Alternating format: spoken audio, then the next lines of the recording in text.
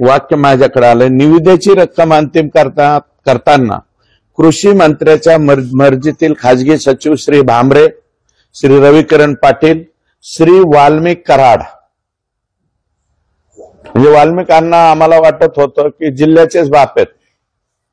ते म्हणले ना, जिल्ह्याचा बाप कोण आहे? आमच्या जिल्ह्याचा बाप वाल्मिकांना. आम्हाला वाटत होतं आमच्या जिल्ह्याचाच बाप आहे, पण हे निविदा ठरविण्याच्या ह्याच्यात बी बाप गेला. तिथं वाल्मिकांना कराड, श्री नागरगोजे, तसेच कृषी खात्यातील एक कृषी सहसंचालक, एक अधीक्षक कृषी अधिकारी व एक कृषी उपसंचालक, तसेच ठाण्याचे विभागीय गुणवत्ता नियंत्रक. ठाण्यावाल्यावरती जास्त म्हणजे ठाणे म्हणजे कसं काय तिथं गेलाय काय कळा ना बाबा. त्यांचं आणि धनंजय मुंडेंचं कसं जमलं काय, या लोकांनी जमवलं काय. तज्ञ समिती आर्थिक निकषाकरिता बैठकीकरिता बसेल. या तज्ञ समितीचे सदस्य जर वाल्मिकांना कराड असतील तर मग धनंजय मुंडे साहेब, तुम्ही या तज्ञ समितीचा अध्यक्ष सुद्धा स्वतः राहायच्या ऐवजी वाल्मिकांना कराडलाच केला असेल ना, हे याच्याहून दिसतंय.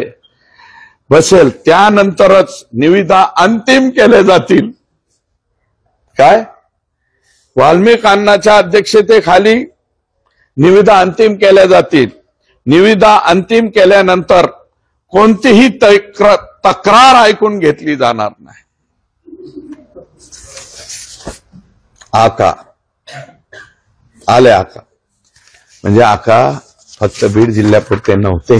गोविंदजी, आकांचं कार्यक्षेत्र संपूर्ण महाराष्ट्र होतं.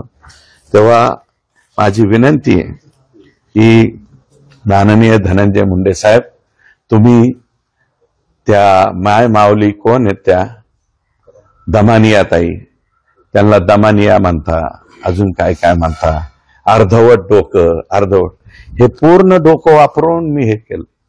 कृपया माझ्या प्रश्नाची उत्तरं द्या आणि कागदावर लढा आता चालू होऊ द्या. तुमचा लढा चालू होऊ द्या. माझ्यावरती तुम्हाला कोणता खटला दाखल करायचा आहे बदनामीकारकचा, तो खटला तुम्ही दाखल करा. बदनामी 100 कोटीचा करा, 200 कोटीचा करा. माझ्याजवळ तर एवढं नाहीये काही, परंतु जेवढा करायचा आहे तेवढा करा. मी ह्याच्यात माघार घेत नाही बरं का.